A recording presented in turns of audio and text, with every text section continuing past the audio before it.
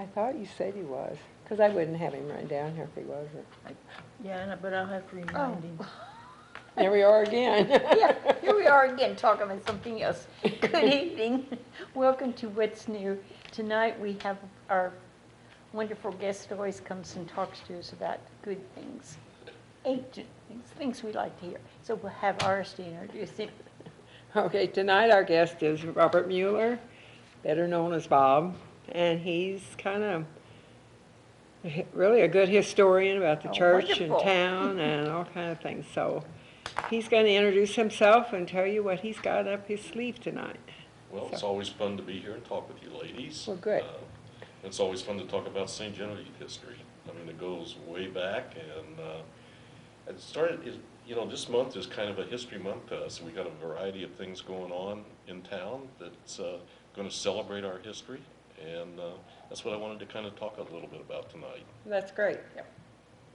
So the first thing that's coming up is this weekend, and we're not doing it in the sequence of time periods, but we're doing Civil War this weekend. Our local Sons of Union Veterans of the Civil War, Camp 326, is going to have a Civil War encampment down behind the Gerda Fett grounds, down by Front Street and South Gabbery on Saturday from 10 to 4. And we'll have a variety of exhibits there. We've got a cannon, and we'll be firing that occasionally with blanks. We'll demonstrate loading a rifle in Civil War style camp life. We have a lot of memorabilia from the time period to kind of tell people about it. And also we have a list of about 800 St. Genevivians that were in the Civil War. Oh, really? So you can kind of, if you know your ancestors, we can find out if you we have more Union than Confederate, but St. Genevieve was a very divided town. From the very beginning, and all through the war, and that division kind of brought on the other part of what we're doing this weekend, and that is a reenactment of the federal troops taking all the money out of our bank in August of 1861 for safekeeping, and they took it to St. Louis. They didn't want the rebels down here to get that money, so.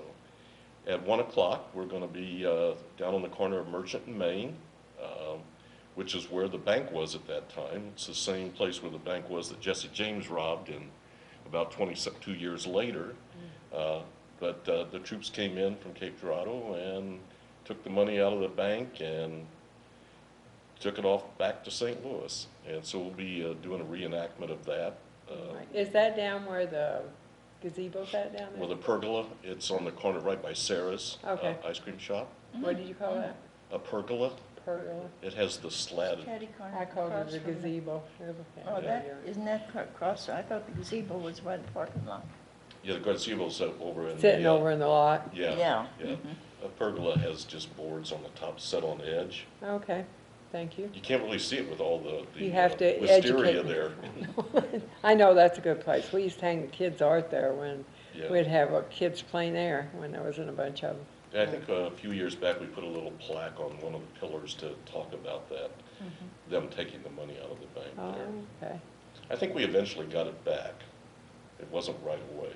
And I'm sure that, money was not that prevalent back then, and so taking actual physical money out was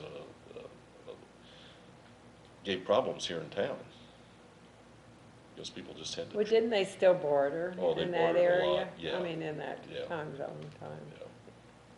So it's going to be a very kind of a fun afternoon. Oh, after the thing at the bank raid, Becky Millinger and some of her friends have put a little band together.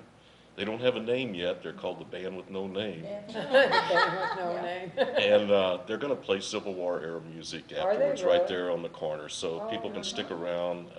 And that's at 1, it starts? It starts at 1 o'clock right on the corner of Merchant and Main. And then after that, they can come back down to the camp and kind of visit with people. We have a number of soldiers there. We have some ladies there too that are dressed in period clothing. And Do you have the auction this year too? no, that is done when they do a Col de Sada, Oh, the okay. militia back in April. Okay. Yeah. So this is just, again, a little bit of our Civil War history. You know, it impacted this area for many years even afterwards. I remember finding an article in the Perryville newspaper where a couple of Confederate soldiers got into it with some Yankee guys and ended up with a street brawl in St. Genevieve. This was after the war was over. Oh my gosh. So, Well, so that's this coming Saturday. Okay. The next weekend it's almost a whole weekend of history. The Foundation for Restoration of St. Genevieve is going to have their annual history conference.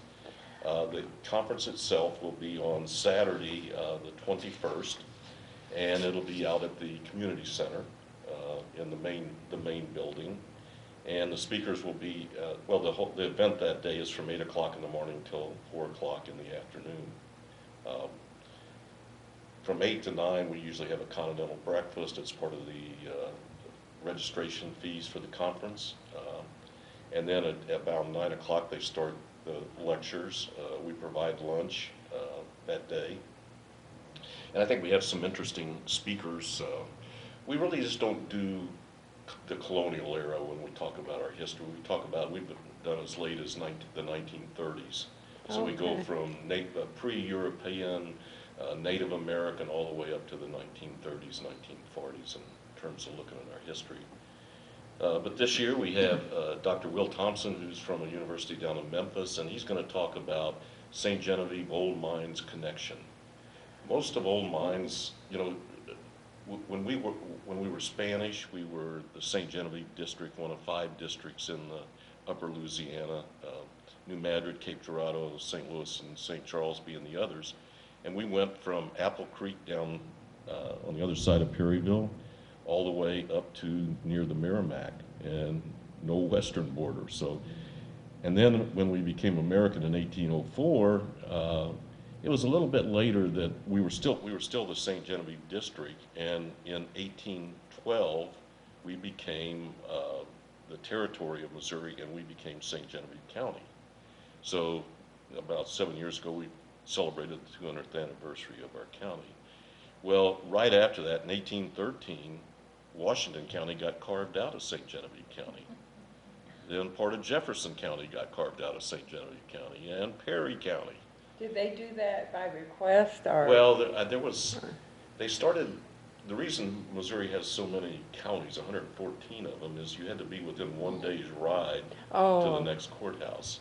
oh, okay. So that's how we ended up with a lot of them. Madison County was taken out of St. Genevieve County, and St. Francis was the last one, about 1821. And even parts of Iron County were in the original St. Genevieve County. So we really always have had an affinity with old mines, especially with the French. You know, they spoke French over there as the language Right. until the 1930s. So Will, who has been up here before and talked at various times, has been studying this St. Genevieve Old Mines connection. They speak Pawpaw French. there. Pawpaw French. Well, we kind of spoke Pawpaw French here too. Oh, really? Okay. what And is Paul French? what is It's Pawpaw just a French? dialect. I don't It's a know. dialect, and, Yeah. and the people the French that settled St. Genevieve and across the river were primarily from Canada, Quebec, Montreal, and the people that had settled that area were from Normandy and Brittany and France. So their language came over in the 1600s. They came down here, and it kind of changed when it came down here. And so the French here spoke like an old French. I mean, not something that modern French really understood. The accents are different, some of the words are different.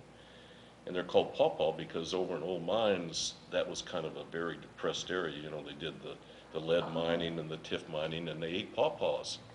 Oh, is that way? Oh, That's yeah. where it come from then. And, you know, pawpaw's a wondered. fruit, and it was Right. easy, it was on all the trees, so they called them pawpaw French. I'll be And darned. Now, didn't one of the Rosiers own mines over there? Was it? a lot of guys did. Oh. Jockey Board owned a lead mine over there. It's called the Old Mines Concession. I think there were 30 mines. Oh, okay. Just south of there in Potosi, you had John Smith T. and Moses Austin owning land, Joseph Bogie owning the lead mine over there. a guy named Breton, it was his nickname, but he lived to be over 100 years old here, and there's a creek over there named after him. So, I mean, there was always this St. Genevieve Right. gold mines connection. So he's going to talk about that. And, you know, some of our customs have been back and forth, like Bouillon and the Guianet. Those have been celebrated in both areas. I have a story, I think I told you that before, one of the guys that is our age, his family was from there, well, he lived there at that point too, and he gave me a story that his grandmother wrote, and I've been wanting to give that to you so you can. I'd love to have it. I mean, Yeah. they have a lot of old stories over there. Yeah. It seems when the French tell stories, raconteurs, I think they're called, storytellers, and they always have lots of animals in them, and like Little John and his animal friends, the half rooster, Fair Margaret whose eyes are eaten out by a snake. I mean, it's some weird stuff, but it's kind of the same, you know, that's the kind of stories that they told there. So the next speaker is going to be Dr. Carl Eckberg, who really came to our very first conference back in 1985. And he's going to be talking this year about black colonial St. Genevieve, from both sides, the enslaved and the enslavers. And at one time in about 1800, about a third of our population was African American. And so he's going to talk about that. And we had free blacks back then, and some of them, even before the Civil War, we had a number of free blacks. And we hear stories about Pelagie of the Amaro House and Clarice of the Becket-Ribaud. And those are wonderful parts of our history. And I really hope that when the National Park Service comes in, they're telling that story. Because when we looked in the past, we haven't learned enough about the African American experience in St. James or the Native American experience. And so each year when we talk about at the history conference, we want people to start investigating more of that and learn more about it and get it down. Somebody was telling me there was a place up by St. John, where St. John's at now, a big building with no windows where, well, it might have had some windows, I guess I would have had to. It was either the prisoners of war or they hid out the colored people. And then down the hill where the Miller lives, in their basement, and when we were growing up, one of my classmates lived there, but they had it blocked off, I think. There's a cave in there underground that goes I think it goes down to the brewery. over to Fourth, pardon? It goes to the brewery. Well, yeah, or it goes out to the creek, and Yeah, it yeah. comes out there by the Yeah. creek. So they probably brought stuff up the river and then up the creek. Well, I doubt that they went up the creek. I always heard That used to be pretty yeah, deep when we were young. yeah. It also went around the corner, around the bluff there, and kind of made a loop. Remember the old mill that burnt in the 60s? Yeah, they changed Yeah, that it creek changed. since I Yeah. was there. There was no floppy old red I bridge think that in was there. 57, 58 is when they Yeah. decided to change that. Well, it's going to be an interesting thing. He studied the colonial part of St. Genevieve before 1804 extensively. Our next speaker is going to be Carol Kuntz, who is, she runs the old colonial garden at Fort Deschartres. Okay. And she's a master gardener, and she's going to talk about French colonial kitchen gardens of the Illinois country.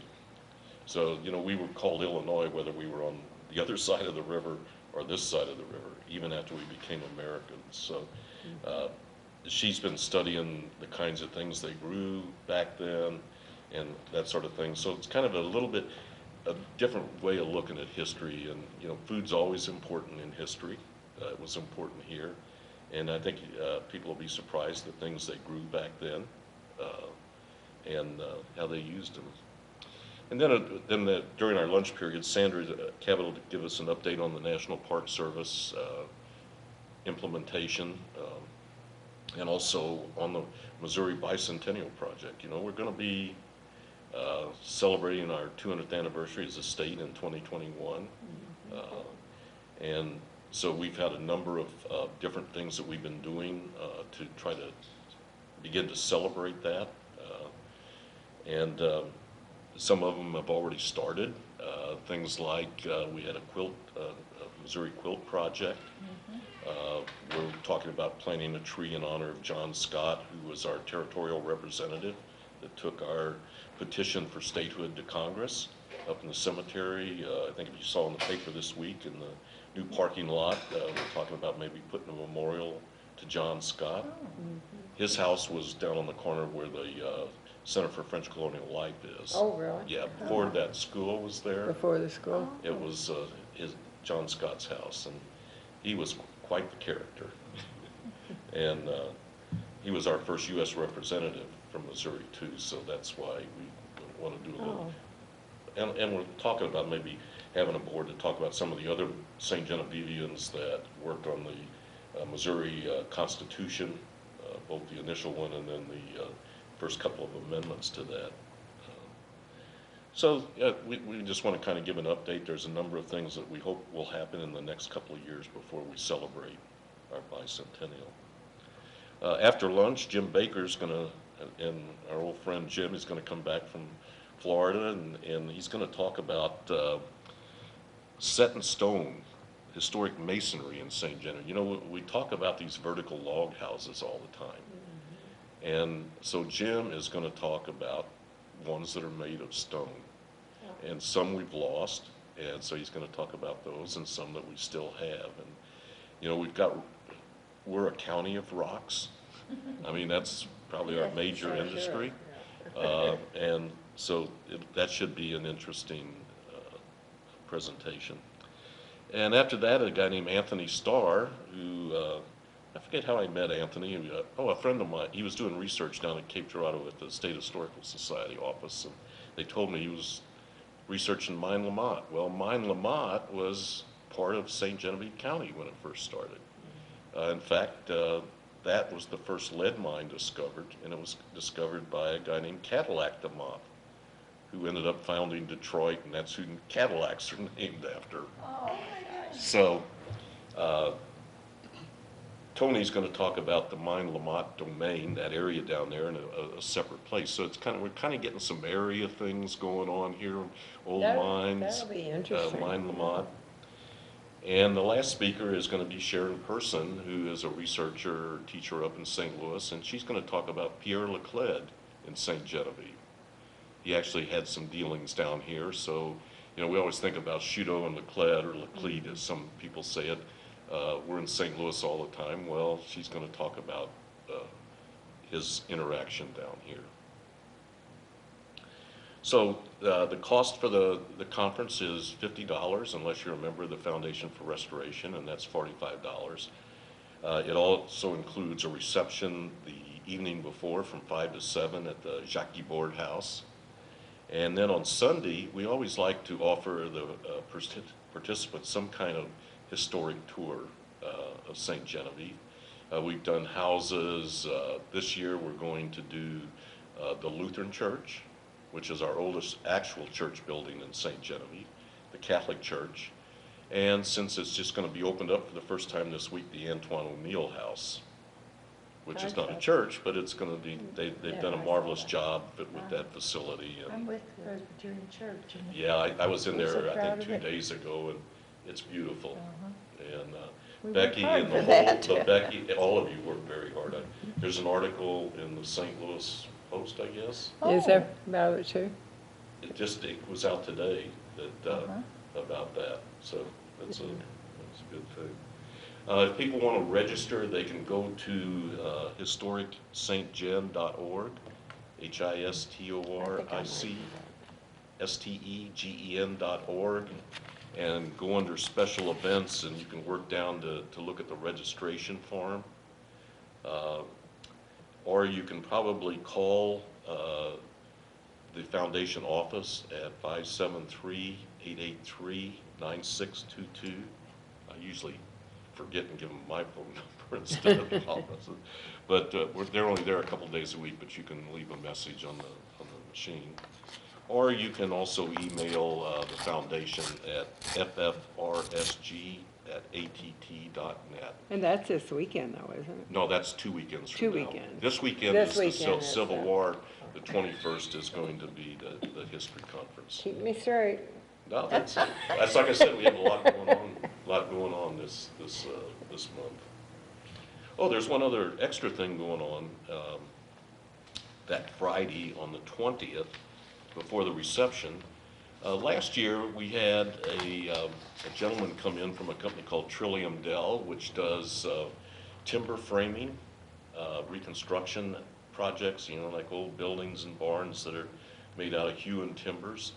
And he talked about how these vertical log, French log structures could withstand earthquakes, which was really, really interesting. And he also talked about how they used to lay out cathedrals using something called the daisy wheel, which got all the proportions right. And then he showed us how they did that. You could use that for the Guibord House. And that was very interesting. Well, they have, one of his people are coming back this year, Will Denton.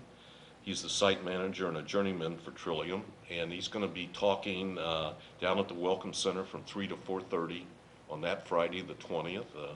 Sandra's been arranging that, and he's going to talk on practical restoration practices. And so we get into restoration here quite a bit, from even not just log houses, but other kinds of houses that we call them new houses, but in a lot of other towns they'd be old houses. Yeah. So I think that's a good extra part, and it's free to the public. That 3 to 4:30 special lecture on practical restoration. So that's going to be a busy weekend, but it's usually a lot of fun. You get to talk to some people that really have studied our area and are That's the interested same in. weekend as homecoming then, huh? Yes, it's like this weekend, our Civil War thing's the same thing as the parish picnic. Yeah. So we got a lot going on. I guess we kind of pick it because it's a good time of the year. Yeah, right. So that's the St. Genevieve History Conference, and if you're interested in coming, I'd really encourage people to register so we know how many people are going to come to the reception, to the conference. There's some luncheon choices, and then to the Sunday tours. So the last thing we have going on, we're going to go back in time a little bit further. We're going to, in the 28th of September, which I guess is the last weekend of the month, we're Yes. going to have a St. Genevieve militia encampment. Sometimes we call it militia, sometimes milice, which was the French word. And those were the citizen soldiers that protected our town up until even after the Americans got here. And our group, the St. Genevieve Milice, portrays the time period of about 1780. And the reason we portray that is we know who was in the milice at that time period, because we have a roster of about 175 people Oh, my goodness. and it says who they were, where they were born, and what their occupation was. And so if you want to play a character, you can pick somebody on there. And we know the most common occupation was voyageur, guys were paddling the canoes, and then habitants or farmers, but we had hunters and blacksmiths and a hat maker, and my favorite guy, Francois Coman, who was a Bavarian by the name of Franz Kuhlmann, who was a beer maker. My German heritage comes out a little bit. And St. Genevieve. Yeah, and we had 15 English, which meant they were from the other side of the river in there. And our militia actually went up and fought in the Battle of Fort San Carlos in 1780. And that's when about 900 Native Americans and British attacked St. Louis, and 60 people from St. Genevieve went up, and about 8 soldiers from here went up to defend St. Louis along with the St. Louisans, and successfully defended it. And just this last year, we found a list of all the St. Genevieve people that were there for that battle. Oh, my goodness. So that's, that's kind of why we're interested in that. We see our group, both of our groups, our Civil War group and our militia group, as educational groups. We really like working with kids to teach them about history and what life was like back then. So at our Militia encampment, we'll have tents set up. We'll be doing, I usually do kids' games and toys from the time period. We'll have somebody weaving or spinning. We'll have somebody doing furs, somebody teaching the kids how to march in the French style. Shield, what? Gary Shield, Gary, yeah. yeah, he does a lot of that. Yeah, he's in I- both, we're in both of those things. I guess once you start dressing up, you get in a lot of different things. I'm. Put a different hat on every Yeah, day. this was my Civil War hat, and this was my militia hat, so we're kind of switching there. Well, I am associated with the Bold Dukas group, the New France. Yeah. I'm in the archives, and I get into a lot of this he's talking about. Yes, Very interesting. it is. And I know Gary's been, on Wednesday, he portrays a carpenter, a charpentier, and he does all the hand tools and stuff, and he's been building a table, and now he's building what we Germans call a Schnitzelbank, a shaving horse. Ah. He came one time and brought all of his hats, the different hats he wears, and Oh, yeah. told us about it, uh-huh. So we'll do colonial craft demonstrations, we'll be doing marching, talking about how they lived, their gear, that sort of thing. For the participants, we're going to have a skills competition, both for the men and the women. The men, it's what we call a woods walk, where they have to kind of follow a path and do certain things. I think the women, I think it might be a skillet throwing contest. That'll be a new An one. orange skillet, no less. An iron skillet, you're right. And that is going to go, on Saturday, it's from 9:30 to 5 p.m. And then on Sunday, they should be there from 9:30 to noon. That's on the 29th, on that Sunday. So it's, again, this is a family friendly event. I think this one's going to be actually on the Jour de Fête grounds. We've been helped by the St. James County Community Foundation to help put this on. And we're also a member of the 7 Years War Group, because that's kind of what happened right before that, and they kind of encompass all of the reenactors from that time period. And we hope to have people from the Holy Family Milice, the French Marines. They were there last year. Last year was our inaugural event. And so they came and helped supported us, because we kind of lived on both sides of the river and had to help each other out. That's one. So a busy month. Oh, Yeah, it is, golly, yeah. It was a busy town. Every weekend almost. We had over the last Saturday, Gary and his wife Mary and I were down on the corner of Merchant and Main, and kind of in our Civil War outfits, and Mary was in her Civil War era dress, and there was a couple of people that the Welcome Center and Sandra had arranged dulcimer players playing, and they were playing some Civil War music for us. Oh. And we were talking to people. There were people from Canada that stopped by, from Houston, from St. Louis, Edwardsville. It was a good time. We got to talk to some kids, talked about the Civil War, invited them back for this next weekend. Yeah. That's It's kind of great. fun to get out there and talk to, why do people come? And there's so many comes from different places. I know when we were down at the Valley House with our art for those couple of years, there were people from everywhere in there. But we want more. That's why Yeah. we're pushing some of these things, and we try to do some of these events, because this is part of our cultural heritage, and I think that's what we're trying to sell here, is cultural heritage. Now, have we advertised anywhere in any of the other states or anywhere about this, what's coming up, or is it We just? do, Toby's very good about the newspaper, Don's very good about putting it on sometimesnews.com. Did focus interviews with Don. You guys are great having me on to do this. Yeah. And we do other we send out flyers to different groups to. Yeah, and I think social media really Yeah, it's pushes on our stuff Facebook too. pages. Yes, yes. Also, we try to get the homeschoolers, because these programs are right up Right. Yeah. homeschooler, at least the Civil War and the Police encampment, because that, it kind of brings history home to them. And whereas the history conference is a little bit higher level educational stuff, but it's a good month for history. And, When is that conference? The conference is on September the 21st. September 21st is the conference. Yeah. I like history. I got into history, you know, I had you to search some of that stuff for me, and before I had my stroke, I had made some accomplishments and I was going into further, but I finally found out, founder of my family. Yes. I Well, that's- finally got that. Well, that's what's fun. I mean, to really. Oh, look it at was some- so interesting.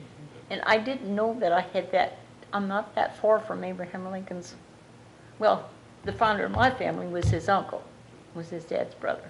So, That's what's kind of neat, and not everybody has famous people in their background. Some of us have infamous people. yeah.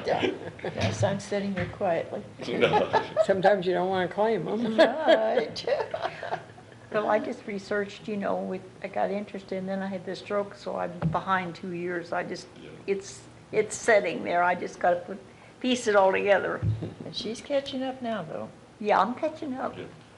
Well, that's what we keep learning things, and it's getting much easier to do genealogical research with Ancestry.com. I remember my aunt was the one that started back in the 80s. Very difficult to do genealogy back then, and now there's so many new ways you can find information. Not always is it all 100% correct, so you have to really Right. dig into it. But Yeah. Yeah, years ago, you had to write to people Oh, yeah. that you knew were in a family and ask them who, I think my mother-in-law kept turning away when she saw me come to talk to her. She got tired of my questions.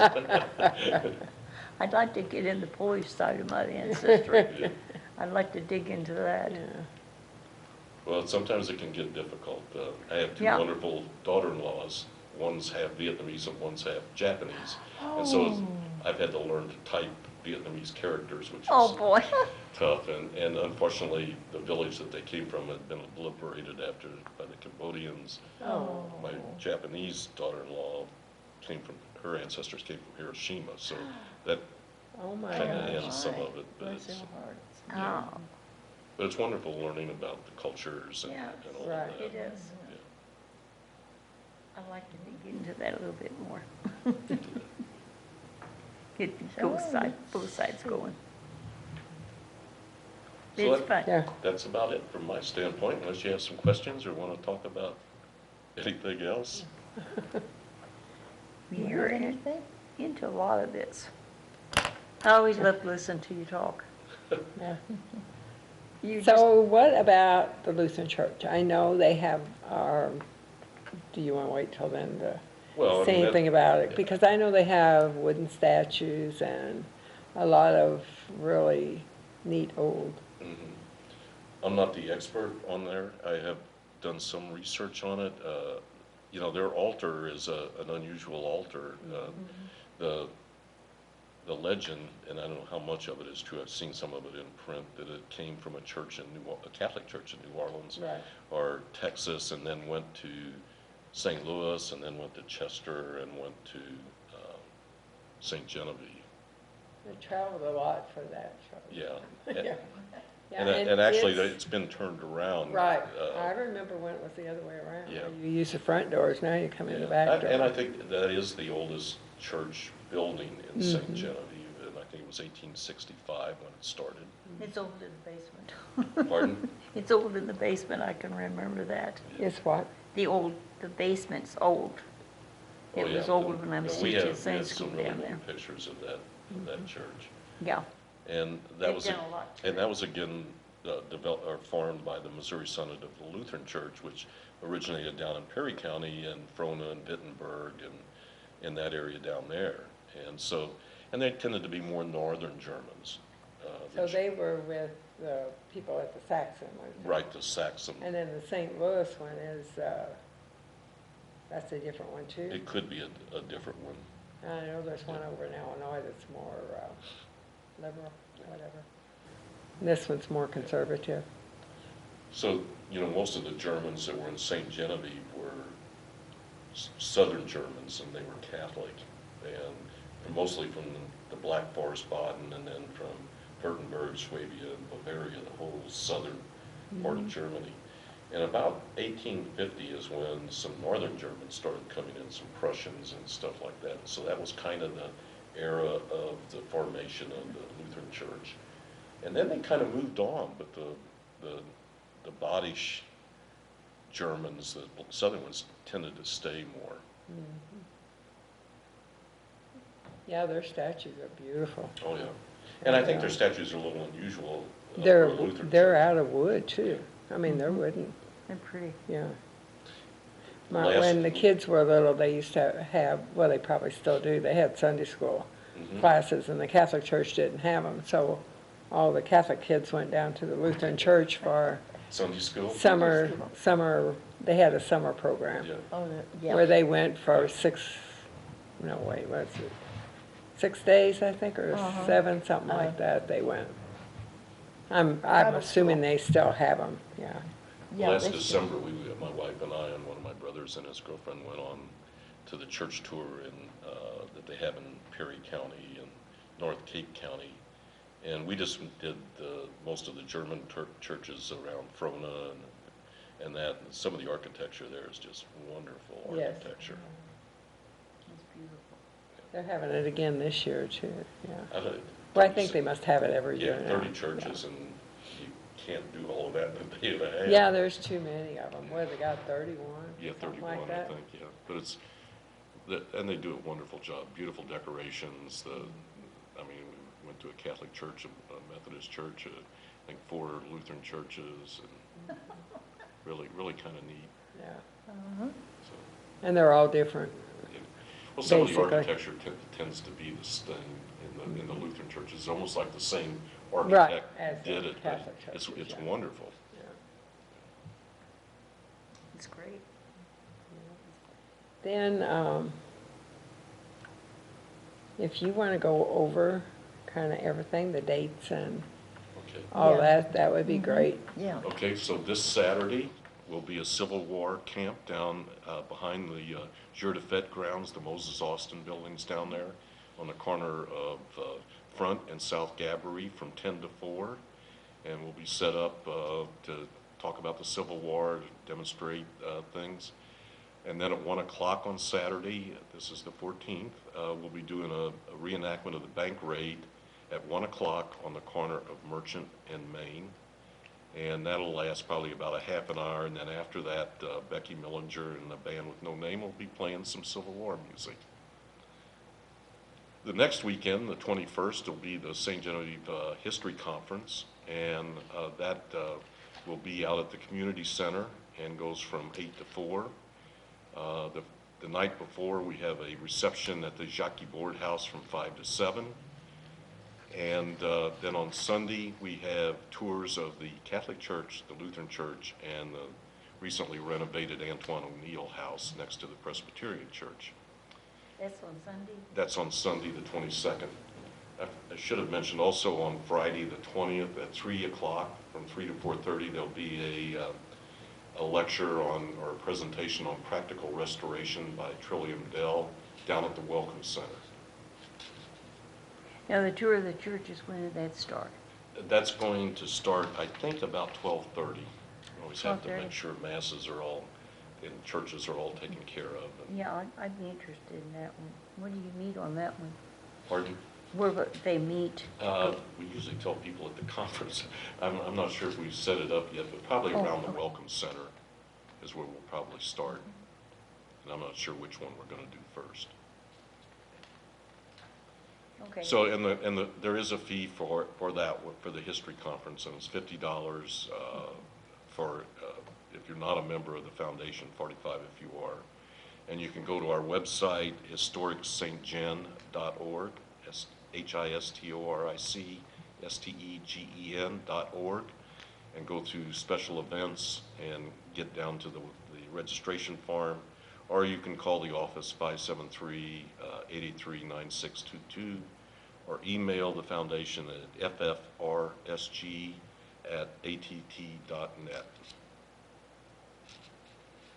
Is it 9622? 9622. Okay. And the last event of the month will be at, down at the Jour de Fête grounds on September the 28th, and that'll be a colonial militia encampment. And that'll run from 9:30 to 5 o'clock on Saturday, the 28th, and then on the 29th from 9:30 to noon. And both the Civil War and the militia encampments are family-friendly and free to the public. We encourage kids to come down to both of those because it's a good way to learn, and we like interacting with the kids and teaching them, interacting about the things we do. Don't you do the school too, the schools, or did you do? We do schools. We have been doing St. Genevieve Middle School. We have a Civil War Day. We've done St. Agnes before. Our Civil War group's going to be up at Festus Intermediate for what they call Missouri Day. We've been doing that. Okay, I thought you visited the school Yeah. sometimes, Yes. Again, a lot of fun. yeah. Yeah, There's exactly. a lot going on. Kids are a lot of fun to be around. Yeah. For sure. Well, we always learn something from them too. They ask good questions. And then you have to think, okay. Yeah, they'll get you thinking. Yeah, That is good. yeah. So the weekend of the 14th and 21st and 28th, And 28, all 3 weekends. 3 weekends in a row. the rest of the month. Take care of it. And tell me, we got the art walk at the end of the month. Yes, too? the art walk is the 27th, and we'll be in our new building. I was just in there today. And we're gonna have our meeting in there this month. Yeah. So anybody's interested in the Art Guild, come on to the meeting on the 27th. 6:15 is That's, we'll have a demonstration.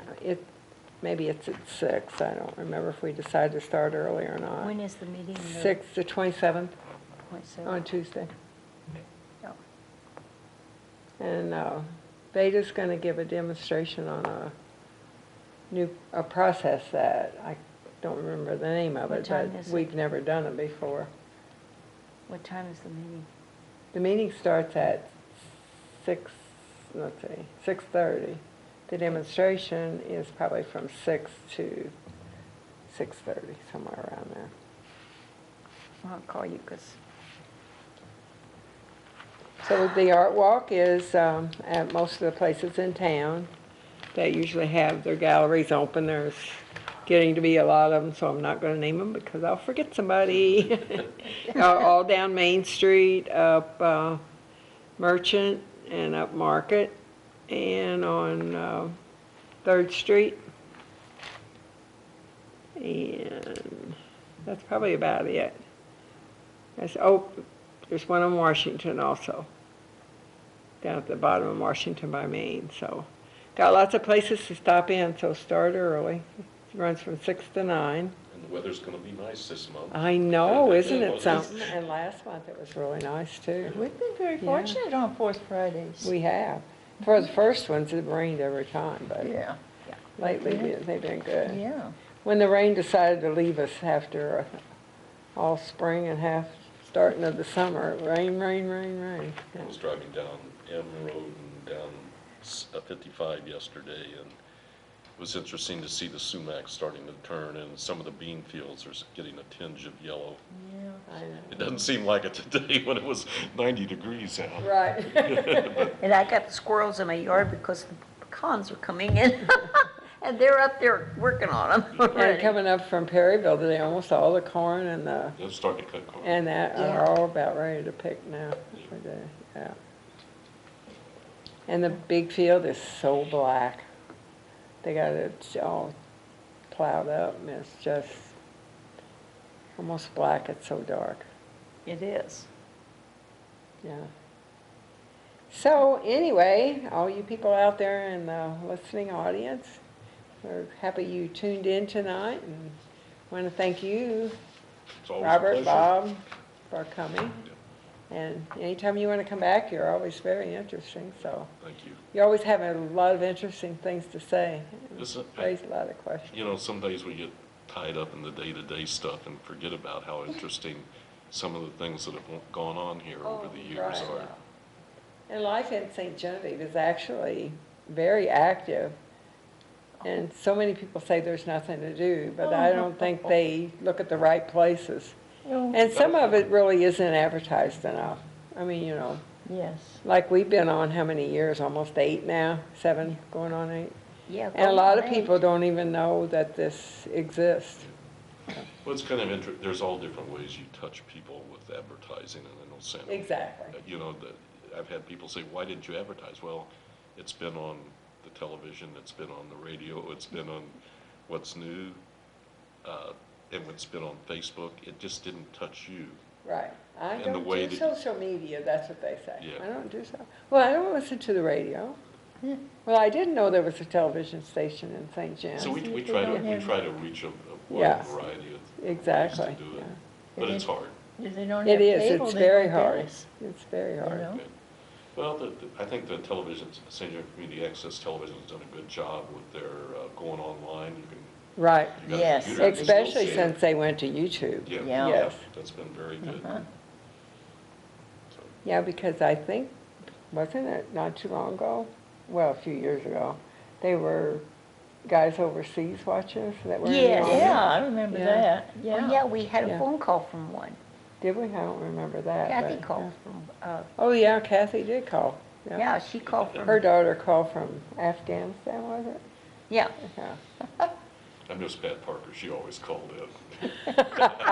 Oh, I Yes, know, Pat, I we miss missed her. her so much when she, Oh, when she she- didn't call us anymore. Yeah. We're thinking about you, Pat. Yeah, we are. Oh, Yeah, you we were- sure And then, like the people And then, to of talk. course, Mary Ann, she was, Oh, yeah. My highlights were either Christmas, Easter, or Thanksgiving with Mary Ann. She always had the walking, talking. walking, yeah, all of her little things. Somebody said to yeah. me one time, "Oh, you're replacing Mary Ann." I said, "No, ma'am. Nobody replacing. I'm making my own little spot." No. So, Charlie, I guess we'll tell everybody goodbye, so, And thank you so much. You're welcome. Yeah. Thank you for watching and thank you for coming. You're always interesting. I just love listening to you talk. Thank you all and good night. good night, Charlie. Good night.